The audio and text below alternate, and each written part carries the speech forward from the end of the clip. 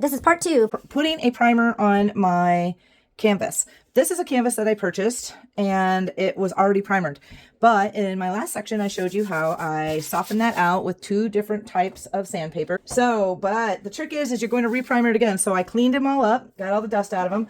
And here's what I do. I like to primer, and I take my primer, which is Artist Loft. I know it's academic level 1, so whatever. Too bad. White Gesso.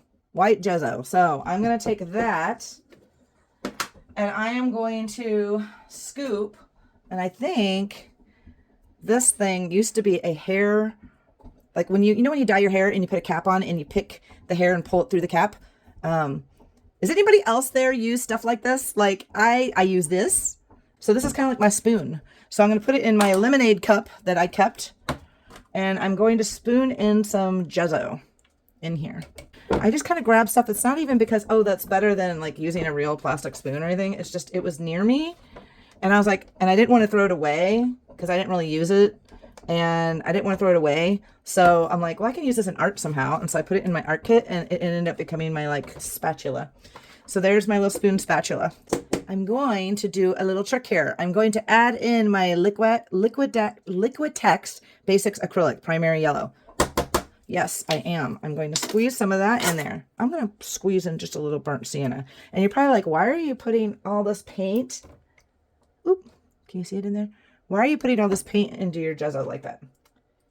Well, I like to have a warm background to start my paintings on. Again, another trick I learned during this whole art adventure is starting with a warm background, because when you paint with acrylics, of course, I'm an over painter, just like I'm an over talker. And I paint and paint and paint. So I don't think any of my stuff shines through. But if it did, it will be little specks of beautiful yellow instead of just bright white specks everywhere, which just kind of gives your painting this glow. Just really pretty. So why did I mix it with water? You're probably thinking, oh, isn't that breaking down the Gesso? No, because I want this to be more of a wash, but it gives me a nice little coating. And I'm going to bring my first one over. And I am actually trying. I have been searching for a better method. And if you have a brush that you like to use, please tell me, because I actually had bought this brush, which was so awesome for doing what I'm doing here. It was like the softest brush in the whole planet. And then I ended up using it for varnishing.